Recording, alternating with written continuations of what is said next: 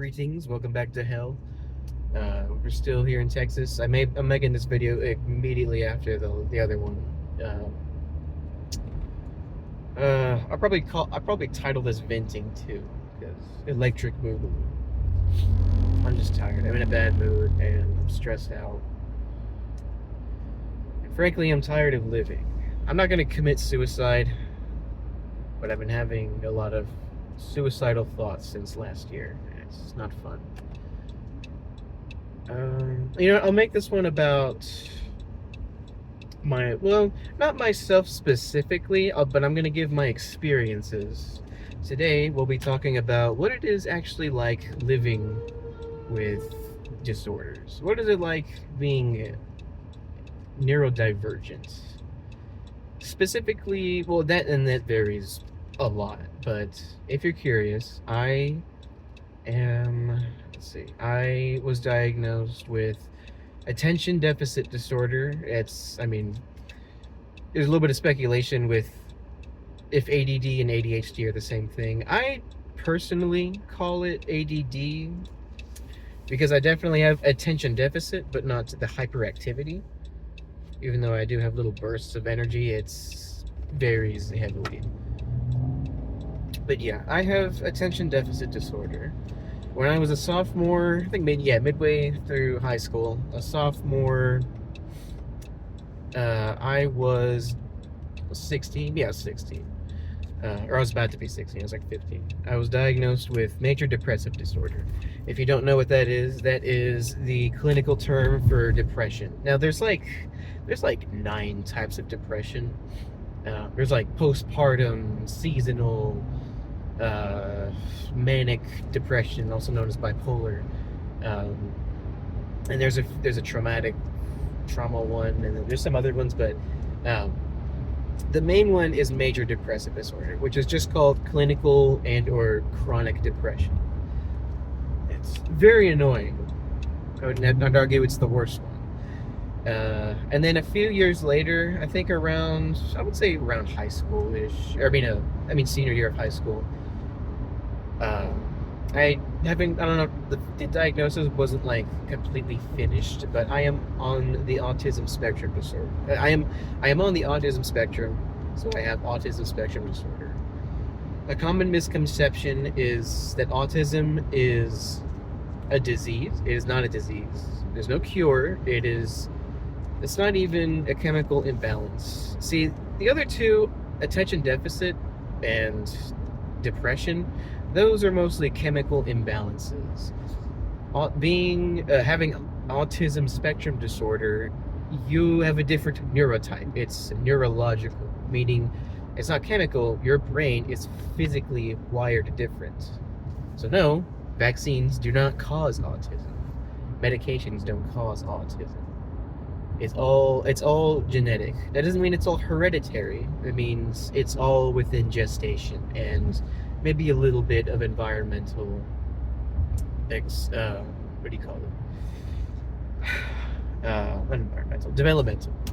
developmental growth. But anyway, I have all three. One of my biggest problems is attention span. All three contribute to my attention span being horrific. Recently, my memory has been getting pretty bad. Short-term memory. If you tell me something, there's a chance I'll immediately forget it, whether it's just like a word or just a little statement, an instruction. It's extremely annoying. So having ADD, it's very tiring. It's very draining. See, and there are some people out there who are lazy. Like, I'm like half lazy because I just have bad self-discipline. But if you have ADD or ADHD and people call you lazy, you're not lazy. Your brain is tired. Our brains have to use much more electricity and nutrients. Well, it's not like a crazy amount, but we do have to use more energy to keep our racing minds. My mind cannot get a break. That's why I think I like sleeping all the time and just relaxing, because I don't like thinking all the time. Now, thoughts are going through our heads all the time, If you have ADD or ADHD, it's constant and it never stops. It can slow down, but your mind, the, the thoughts in your mind are constantly racing, and it's just unbearably annoying. On top of that, if you have depression, doubling or stacking on top of your already bad attention span. Depression does the same. Depression is different for everybody. It doesn't affect everybody differently because everybody's brains and bodies are different. But it depends, because depression will give you sadness, give you hopelessness. It'll make you feel tired, fatigue, some aches, sometimes cramps at random or muscle pains for no reason at all. It just sometimes happens. One second. I'm driving. There we go. This is state trooper right there is going pretty slow. Anyway. So depression, it makes you, it's one of the worst mental illnesses you could have. I know this might sound like I'm privileged, like, oh, this is not that bad. You don't have polio, you don't have schizophrenia. Yeah, I know, but this isn't a competition. This isn't the victim Olympics. I'm simply explaining why my life is hard. And I used to think, oh, you're just being a bitch. You're just being a little pussy. Man up. Grow up. Drop something. But no. I have trouble with living.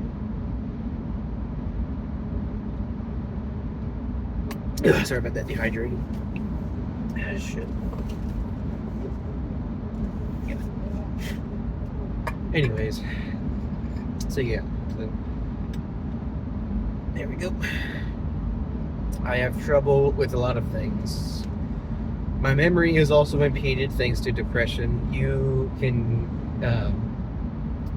what are the big ones? One of the bigger ones is you don't feel as happy or excited doing or participating in the things you the hobbies and activities you enjoy doing. So, like for me, I love video games. I love drawing. Video game drawing. I like gardening, swimming, watching YouTube and everything, whatnot.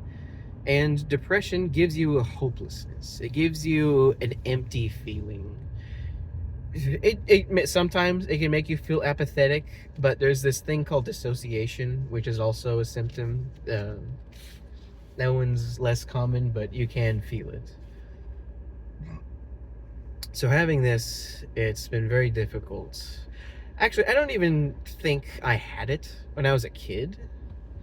But I was probably destined to have it. I don't know the percentages, but it was both environmental and hereditary by genetics. So I was destined to have it. It runs in my family. My aunt's depressed. My mother is extremely depressed, and my grandfather, who died when I was like 7 or 10. I can't remember. But he succumbed to alcohol poisoning by having a heart attack. Oh yeah, I forgot to include that in the last video. He had Agent Orange poisoning. That used to be a defoliant, but it's very toxic. So yeah, he mostly just kind of drank himself to death and smoked.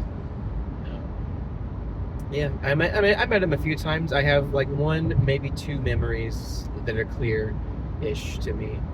But yeah, I never knew the man. I never had a stable father figure in my life. My other grandfather on my father's side also passed away due to a heart attack, possibly cirrhosis from alcohol.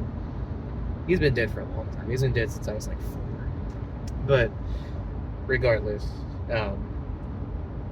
yeah. When I was a child, I used to think, or when I first learned of suicide, I first learned of killing yourself, and I thought, why would anyone want to do that?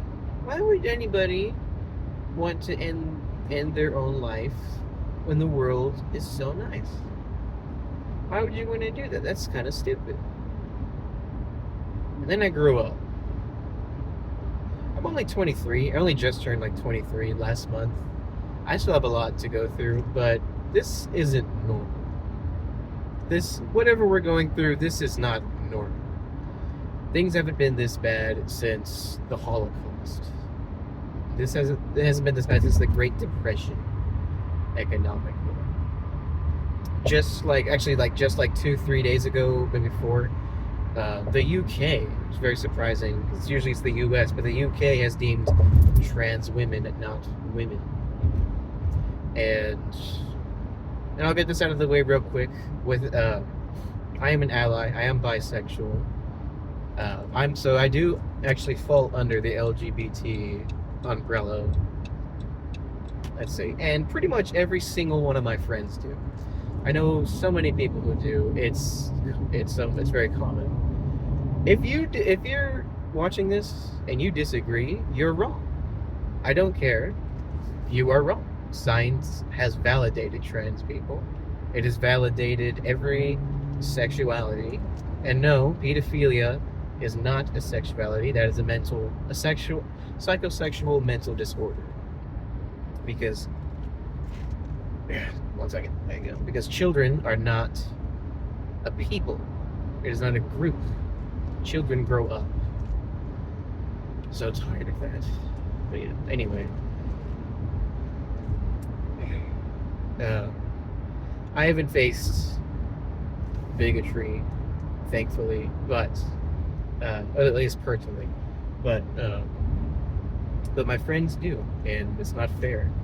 We live in the future. It is 2025, and people are still calling feminism cancer. Half of the people in this country, in the U.S., are hateful. They're racist. They're being bigoted towards pretty much anyone in any group they don't understand or disagree with. It's very sad. Just red light, sorry. There we go. I'll end this video in a bit because I gotta make a turn, use GPS. But yeah. And being on the autism spectrum, at least for me, I do have a sensitivity to sound. It's weird because I can enjoy loud music in my earphones if I'm listening to it and it's my music, but loud sounds, noises, blasting music that are damaging to your ears is very annoying. I don't like a lot of harsh strobing or flashing lights. I prefer a balance or just the comfort of the shadows. I'm so edgy. But yeah, social cues are difficult. If it wasn't for my best friend, I would have just been like another weird reject. But thankfully, he took me under his wing. Big shout outs. And yeah, I learned how to be less of a fucking weirdo. And yeah, it's interesting because no two cases of autism are the same. It's very unique. There's so many different factors because it used to be thought that it was a line, like a spectrum, like a singular line, but no, it's actually kind of like Pokemon stats where it's like different levels of settings of how much you have towards whatever. But yeah, there's several other sensitivities we can have. Thankfully, mine is mostly mild. But then again, it's something. Yeah. Well, this is just another venting. I'm not sure if anybody's listening to this, but thank you if you were listening. I'm trying to think. There's not much else to say, honestly, because I'm gonna do this again in the future, and I'm about to go to class. So thank you for listening. Bye.